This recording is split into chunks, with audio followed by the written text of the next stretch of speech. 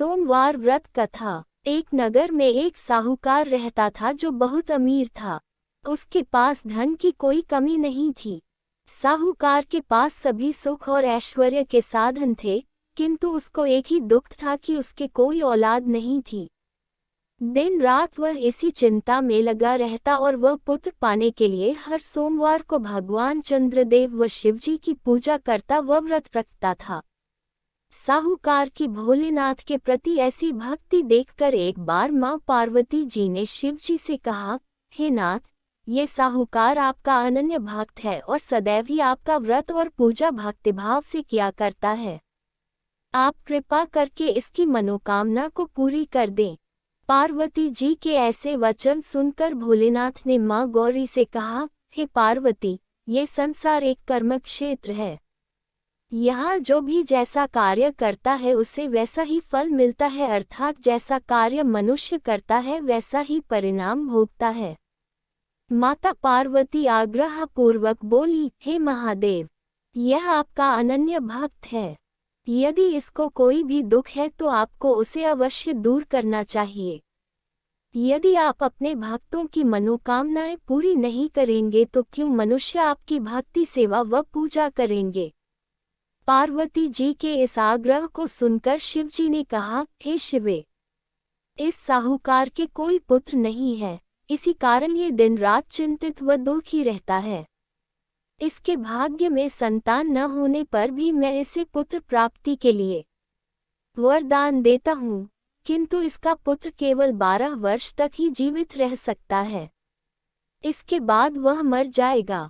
इससे अधिक मैं इस साहूकार के लिए कुछ नहीं कर सकता। ये सब बातें साहूकार सुन रहा था। उसे यह सारी बातें सुनकर न कोई खुशी हुई और न ही कोई दुख।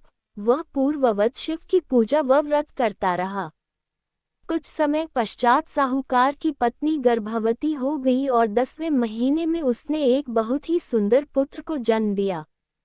साहूकार के घर में बहुत खुशियां मनाई गईं, किंतु साहूकार ने अपने पुत्र की 12 वर्ष की उम्र जानकर कोई खुशी प्रकट नहीं की और इस संबंध में किसी को कोई भेद भी नहीं बताया।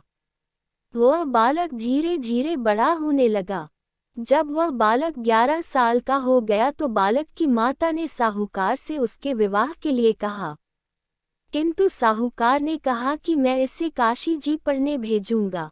साहूकार ने अपने साले को बुलाकर कहा कि तुम इस बालक को काशी पढ़ाने ले जाओ और इसे विधिवत शिक्षा ग्रहण कराओ। साहूकार ने उसको बहुत सा धन देकर कहा कि रास्ते में जहाँ कहीं भी ठहरो वहाँ यज्ञ और ब्राह्मणों को भोजन कराते जाना। इस प्रकार वह दोनों मामा भांजे रास्ते में यज्ञ करते, दान देते और ब्राह्मणों को भोजन कराते जा रहे थे। रास्ते में एक शहर पड़ा। उस शहर में राजा की कन्या का विवाह था। एक अन्य राजा का लड़का बारात लेकर आया था, लेकिन वह एक आंख से काना था। लड़के के पिता को इस बात की चिंता थी कि वर को देखकर कन्या के माता पिता विवाह में किसी प्रकार की अड़चन न डालें। इसी कारण जब उन्होंने साहूकार के अति सुंदर बेटे को देखा तो उसके मन में विचार आया कि क्यों न इस लड़के से विवाह का कार्य पूर्ण करा लिया जाए। यह विचार कर उसने लड़के और उसके मामा से कहा कि यदि आप फेरे व कन्यादान का कार्य पूर्ण करा देंगे तो आपकी बड़ी कृपा होगी और हम आपको बहुत सारा धन देंगे। साहूकार के लड़के और उसके मामा ने इस बात को स्वीकार कर लिया था। विवाह का काम भली प्रकार से पूरा हो गया। जब वह लड़का जाने लगा तो उसने चुपके से राजकुमारी की चुनरी पर लिख दिया कि तेरा विवाह मेरे साथ हुआ है, लेकिन जिसके साथ तुम्हें भेजा जाएगा वह एक आंख से काना है। मैं काशी जी को जा रहा हूँ। राजकुमारी ने जब इस प्रकार लिखा पाया तो उसने काने राजकुमार के साथ जाने से इनकार कर दिया और कहा कि यह मेरा पति नहीं है।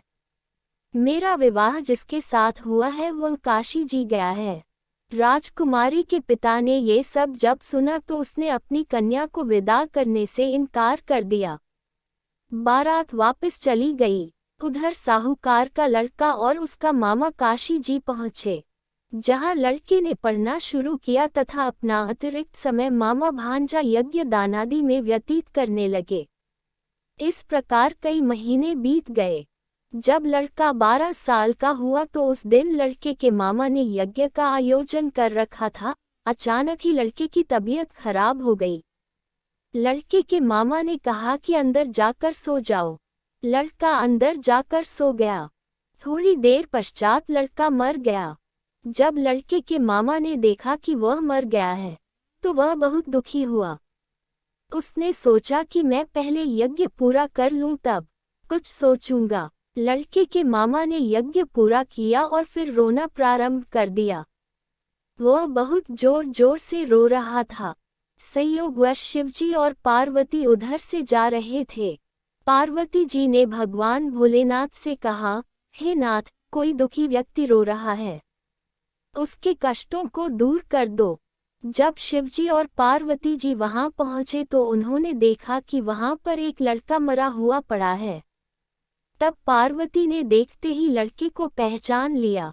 पार्वती जी ने लड़के के मरने का कारण पूछा तो भोलेनाथ ने बताया, हे गौरी, इस लड़के की आयु इतनी ही थी, ये अपनी आयु पूरी कर चुका है। तब पार्वती जी ने विनम्रतापूर्वक कहा, महाराज, कृपा करके आप इस लड़के को जीवित कर दीजिए, नहीं तो इसके माता पिता इसके वियोग में तड़प तड़प कर अपनी जान दे देंगे।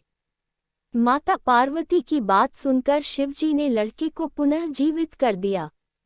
शिवजी की कृपा से लड़का जीवित हो गया। शिव शंकर व पार्वती जी शिव धाम चले गए। शिक्षा पूरी होने पर लड़का और उसका मामा पहले की तरह यज्ञ करते, ब्राह्मणों को भोजन तथा दक्षिणा देते हुए अपने घर की ओर चल दिए। रास्ते में दोनों उसी शहर में आए जहां पर उस लड़के की शादी हुई थी। वहां पहुंचकर दोनों ने यज्ञ करना शुरू कर दिया। जब वे दोनों यज्ञ कर रहे थे तो उस लड़के के ससुर यानी वहां के राजा ने, जो उधर से घोड़े पर बैठकर अपने सेवकों के साथ जा रहा था, उसने लड़के को पहचान लिया। राजा ने महल में ले जाकर दोनों की खूब सेवा की। कुछ समय राजा के महल में रहने के बाद लड़के ने राजा से जाने की आज्ञा ली। राजा ने अपनी लड़की को लड़के के साथ विदा किया और साथ में बहुत सा धन एवं दास दासियों को भी भेजा। जब वे अपने शहर में आए तो लड़के के मामा ने कहा, पहले मैं तुम्हारे माता पिता को तुम्हारे आने की खबर सुनाता हूँ, यहाँ आराम करो। ऐसा कहकर लड़के का मामा साहूकार को अपने पुत्र के आने की खबर देने घर आकर उसने देखा है और यहाँ आराम करा। ऐसा कहकर लड़के का मामा साहूकार को अपने पुत्र के आने की खबर देने चला गया। घर आकर उसने देखा कि उसके बहन और बहनोई छत पर बैठे हुए हैं और उन्होंने ये प्रण कर रखा है कि यदि उनका बेटा जीवित लौट आया तो वह छत से नीचे उतर आएंगे, नहीं तो छत से कूदकर अपने प्राण त्याग देंगे। लड़के के मामा ने जब ये समाचार उन्हें सुनाया कि उनका लड़का जीवित लौट आया है तो उन्हें विश्वास नहीं हुआ। तब लड़के के मामा ने शपथ खाकर कहा कि आपका पुत्र अपनी स्त्री और बहुत से दास दासियों सहित घर आया है। तब साहूकार और उसकी पत्नी छत से नीचे उतर आए तथा प्रसन्नता के साथ अपने बेटे और बहू का स्वागत किया। सभी प्रसन्नता के साथ रहने लगे। इस प्रकार भक्ति भाव से जो भी प्राणी सोमवार के व्रत का पालन करता है और प्रेम पूर्वक इस कथा को सुनता या पढ़ता है तो उसके सभी कष्ट दूर धन और होते हैं। सारी मनोकामनाएं पूर्ण होती हैं और इस लोक में सभी सुख सुविधाओं को भोगकर अंत में उसे शिवलोक की प्राप्ति होती है। इस प्रकार सोमवार के व्रत को 16 सोमवार तक करें, फिर उद्यापन करें। इस व्रत के प्रभाव से मानवों को सभी प्रकार के सुखों की प्राप्ति होती है।